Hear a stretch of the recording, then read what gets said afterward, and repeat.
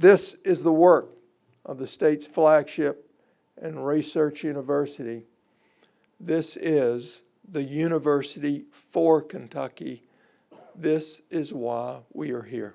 Thank you very much.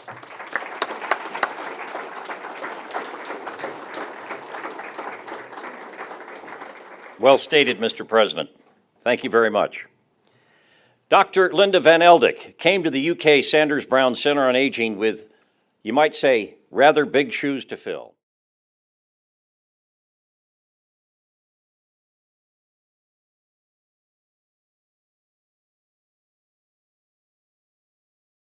Pioneering work, guiding the Sanders Brown Center on Aging to international prominence.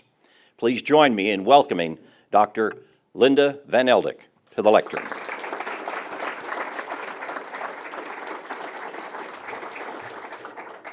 It's great to see everybody here, and thank you for coming to help us celebrate. This grant for the next 5 years from the NIH extends the legacy of Bill Marksbury and supports our three-pronged mission of research, outreach, and clinical programs. Our pioneering work is made possible by a number of people. Perhaps the face of Sanders Brown to most of the community that is recognized first is the Sanders Brown Clinic, where over 1,000 community volunteers are actively participating in our research and community programs. But the entire Sanders Brown team of 120, more than 120 faculty, staff, and trainees are actively working to enhance our ability to age gracefully. Healthy brain aging is one of our big emphases, and to try to discover ways to prevent age-related brain diseases. And without all of these people, our mission would never be accomplished. So I would like all the Sanders Brown team, who isn't already standing, to stand and be recognized.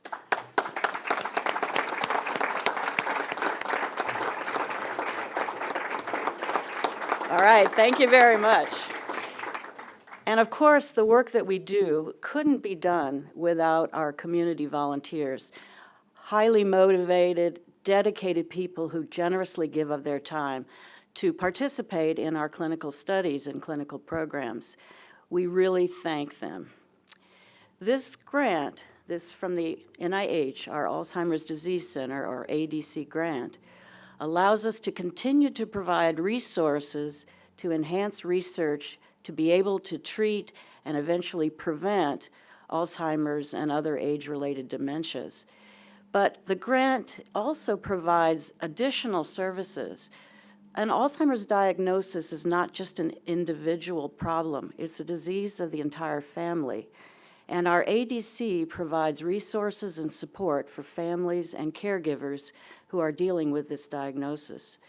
Through our African American Dementia Outreach Partnership, we're reaching out with programs to the African American community who are at a much higher risk of dementia than Caucasians and who are chronically underrepresented in clinical studies.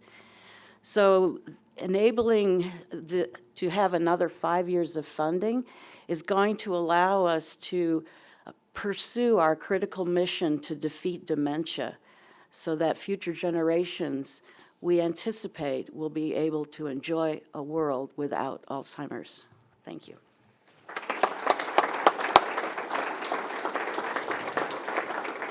Thank you, Linda.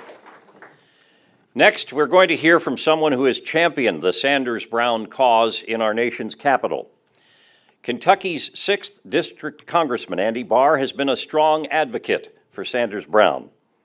He's taken the time to visit the center, has offered letters of support for our grant process, and last year he addressed Congress to share Sanders Brown's impact on the global fight against Alzheimer's disease. It is my distinct pleasure to welcome Representative Barr to the microphone. Congressman Barr.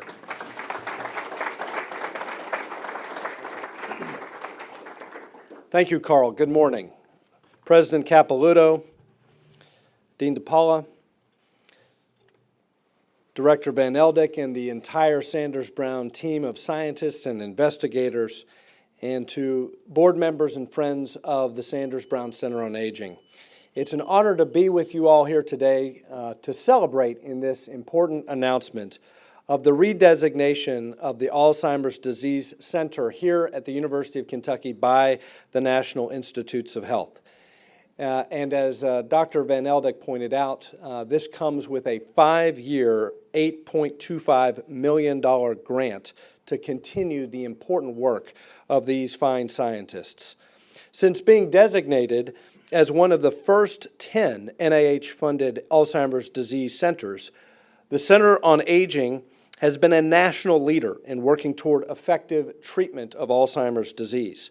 The center is well known for its research on the aging brain, community outreach and education activities, and active clinical trials program to test potentially promising new medications.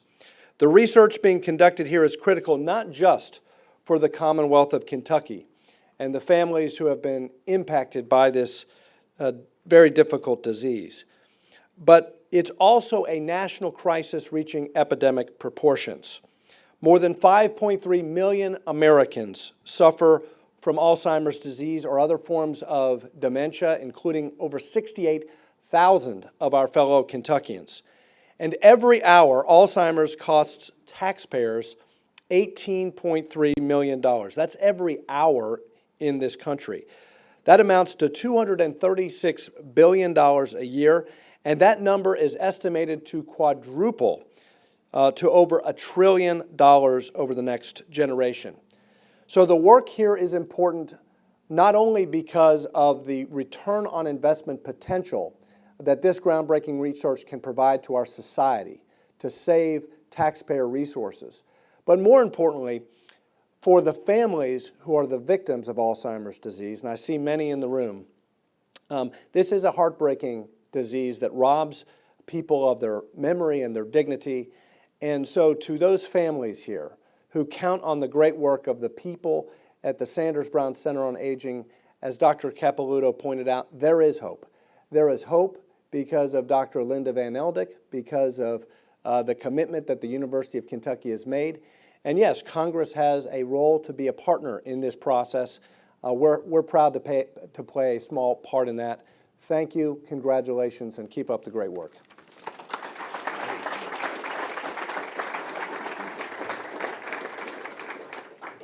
Thank you, Congressman Barr.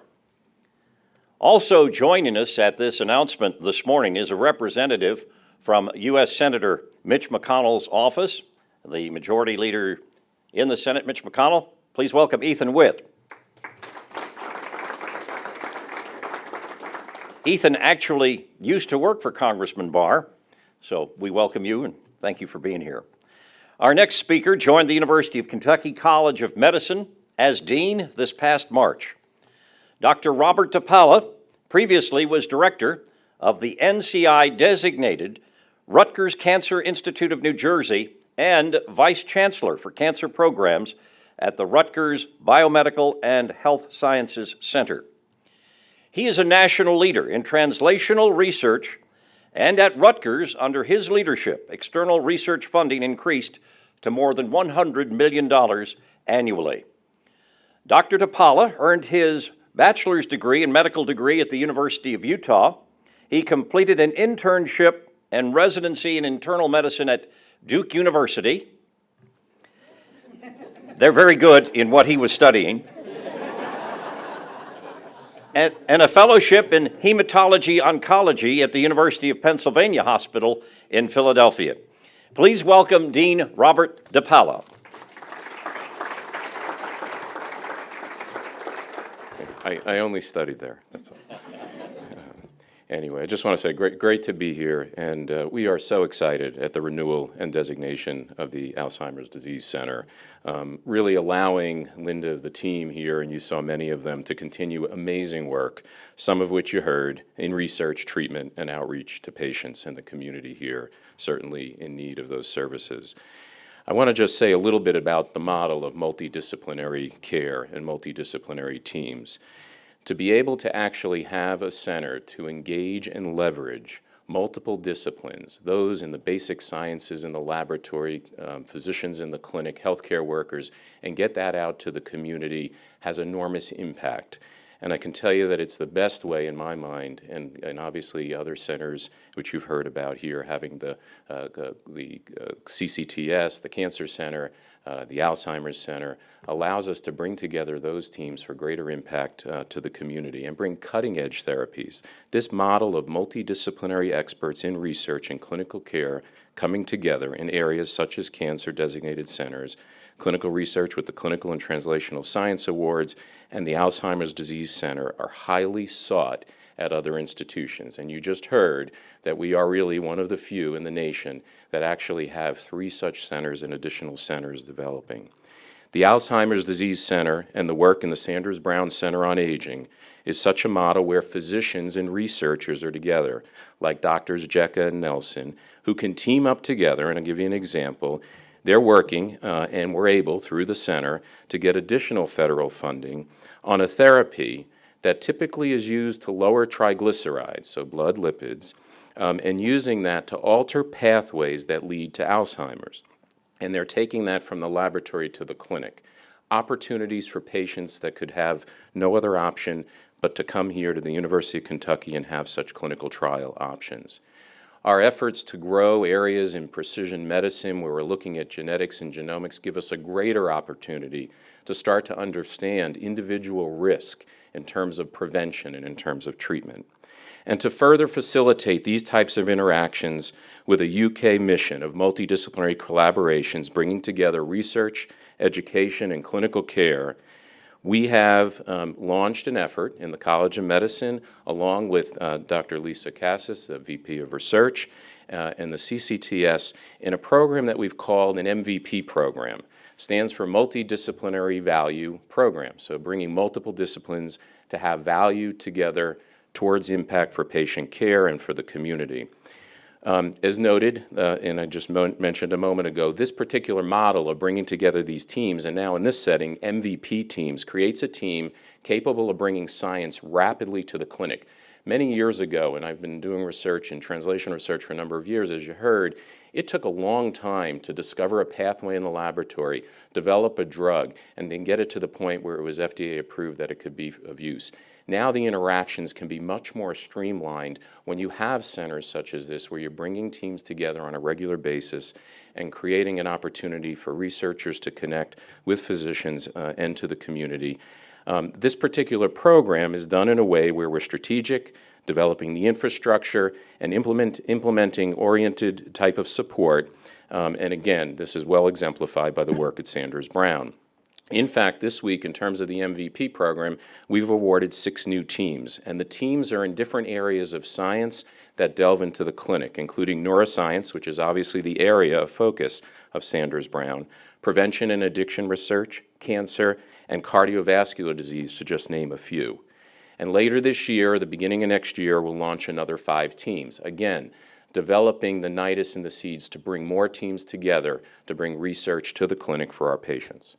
Let me just end by saying, again, very proud that UK is contributing to the fight against Alzheimer's disease in such an impactful way. We look forward to continuing this type of multidisciplinary teamwork as exemplified by the Alzheimer's Disease Center Award renewal in many other areas that are needed for Kentucky, providing cutting-edge expertise and opportunities, as you heard, for the people of Kentucky and beyond. So thank you.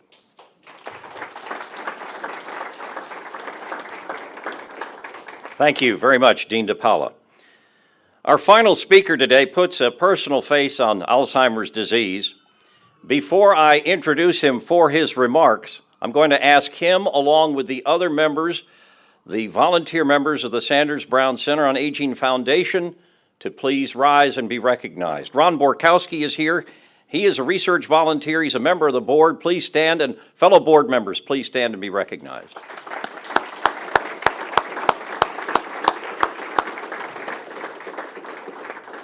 As I started to say, Ron Borkowski puts a personal face on this horrible disease. He is a research volunteer and a board member at Sanders Brown, but his most important role is as husband and caregiver to his wife of 53 years, Carol, who was diagnosed with Alzheimer's disease in 2012. Ron will share with us today how Sanders Brown has helped him and Carol manage the challenges that accompany this dreadful disease. If you will, please, a warm welcome for Ron Borkowski.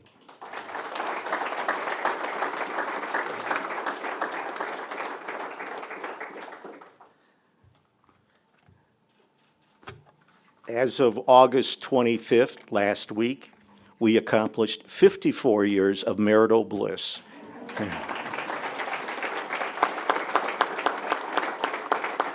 And please let me introduce my lovely teammate, Carol Borkowski. Stand up.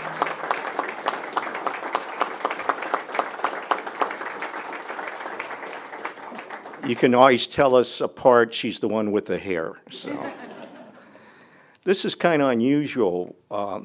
Everybody with their speeches and talks have been on time or even less time, and normally I'm the last speaker, and I'm always told to cut it short because there's no time left. Well, unfortunately for you, I've got a few minutes. About 5 years ago, we discovered in our relationship that Carol was going through some memory problems, but not unlike me, you know, I sometimes forget, gee, where did I put this or where's that? And so this is all natural. So even years prior to that, as we were going through the memory loss, it was not recognized. We have 5 children, and some of the kids mentioned, gee, Mom sent me 2 birthday cards, or this happened and that. So in visiting on our annual physical, that her doctor suggested seeing a neurologist. And at that time, I knew of no neurologist in that, and I called a friend of mine, Lisa Deaton Greer, who has a way of getting me involved in things, and she suggested that maybe I have a trip over with Carol to Sanders Brown. And it was at that time we were blessed with Dr. Jica. Education of Alzheimer's has got to be a necessity. On a board, the heart board, I would ask a question: do women die more from breast cancer than the heart disease? And 9 out of 10 said, oh, breast cancer. And just the reverse is true. When I ask that question about Alzheimer's, people don't even know what Alzheimer's is about. I didn't. I really didn't. It took me 3 years of being educated by Dr. Jica and his staff, who meant a lot to us. And we have them in our own backyard. They're here in Lexington. Great facilities, great staff. They put their arms around you and they love you. And it's that love that's gotten us through the past years. Because see, with Sanders Brown, Carol and I have hope. And maybe that hope won't develop, it won't be researched enough that we find the total answer. But if we're helping in any way, then that's what it's all about. Because someday there will be a cure. And without that hope, I would hate to see what the past 5 years would have been like. Carol continues to have annual visits with Dr. Jica. When Carol first met Dr. Jica, as you can imagine, she was very apprehensive, nervous, scared, as I was. You spend 5 minutes with Dr. Jica, with his stature and looking at you and that big smile in that little room, you better believe in him. And it sure didn't take long for both of us to realize that. They asked that do we want to be part of the research, that when we pass, our brains will be looked at. Carol said, what do you think? I said, I think that's a great thing because it's going to help us, it's going to help someone else. And I said, out of curiosity, I want to make sure I have a brain. So that I was somewhat selfish in that. The past years, as we've gone on, things have progressed. Carol has been through 2 research tests. in one test in which she was getting injections. After a period of several months, Dr. Jike and his staff found out that something's not going right in the intestinal area. Let's check other people that are going through this test, and there were several others that found out the same systems, and that test was stopped. About 9 months later, Carol started another test, and that was visiting this hospital every other week, getting infusions with this test drug. Now, people say, well, how did it do? Well, the answer is we don't know, because we don't know what to judge it against. We do know that for those 2 years, Carol progressed a little bit in her disease, but it seemed to have slowed it down. But I don't know if it was supposed to slow down naturally or what. That's the frustrating part about this.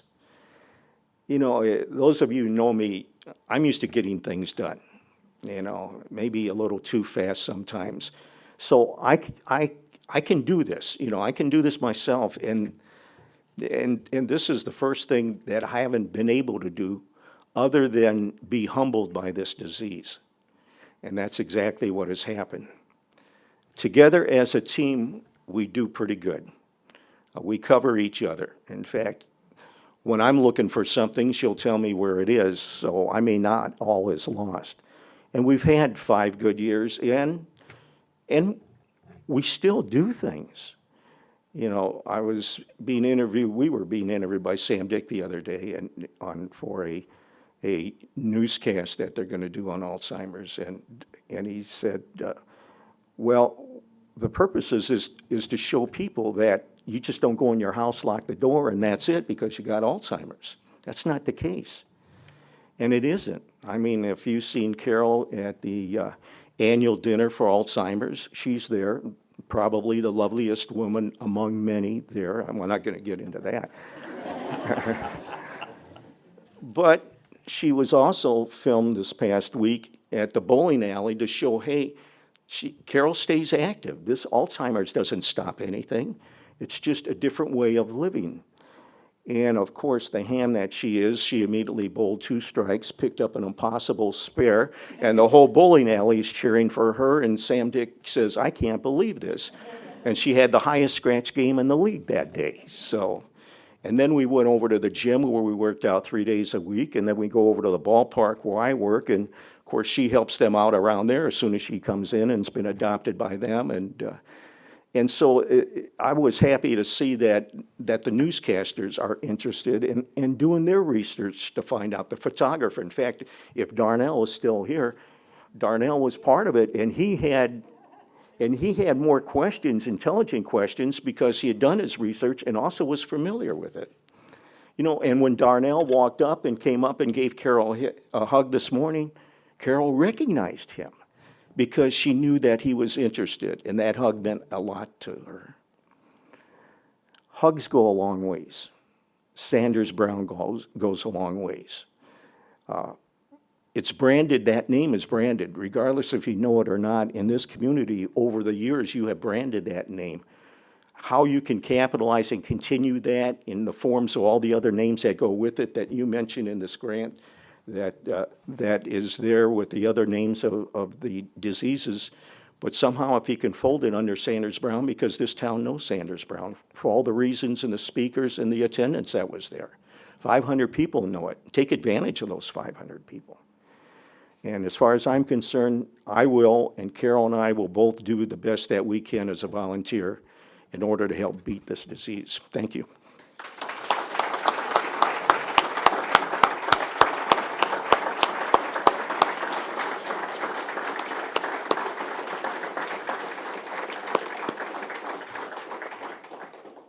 Wow. Ron, thank you, and Carol, for your courage and for your message of hope. We want to thank all of our speakers this morning, and I want to mention to all of you here in this room that we invite you to stay around. Probably you get the sense of, that's the sense, S-E-N-S-E and S-C-E-N-T-S, of some refreshments in the room that we invite you to stick around and enjoy. At this time, though, before we get to that, we want to open the floor to any questions from members of the news media. Any questions? If not, I'm sure that our speakers will be happy to visit with you individually for interviews after we break up. Thank you all for coming. Wonderful turnout, and go Sanders Brown. Thank you.